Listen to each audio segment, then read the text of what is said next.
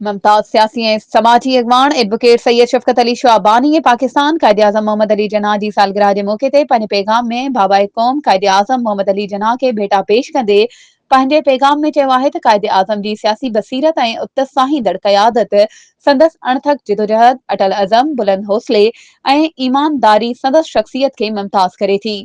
बानी पाकिस्तान कायदे आज़म जी जुर्रतमंद क़यादत खां सवाइ ख्वाब साबियान न थी सघे हा, हिकु आज़ाद मुल्क जो तस्वर पूरो न थिए हा।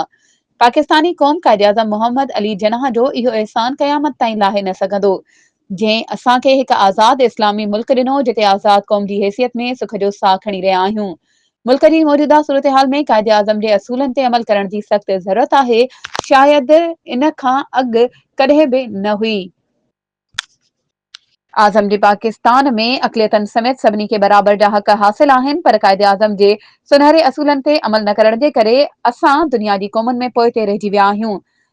पाकिस्तान जी क़ौम कायदे आज़म जी अज़ीम जिदोजहद खे कॾहिं बि विसारे नथी सघे। अॼु असांखे अज़म करणो पवंदो त मुल्क जी तरक़ी ऐं इस्तेकाम लाइ पंहिंजूं ज़िमेवारियूं अदा करणियूं पवंदियूं। पाकिस्तान अल्लाह पाक जो ॾिनल अनमोल तोहफ़ो आहे, जंहिं जी क़दर करणु घुर्जे। पाकिस्तान ज़िंदाबाद, पाकिस्तान असांजी सुञाणप आहे। वधीक ख़बरूं ऐं अपडेट्स जे लाइ असांजे चैनल खे सब्सक्राइब कयो ऐं हा, बेल आइकन खे प्रेस करणु न विसारिजो त जीअं असांजी हर नई अचण वारी वीडियो तव्हां ताईं पहुची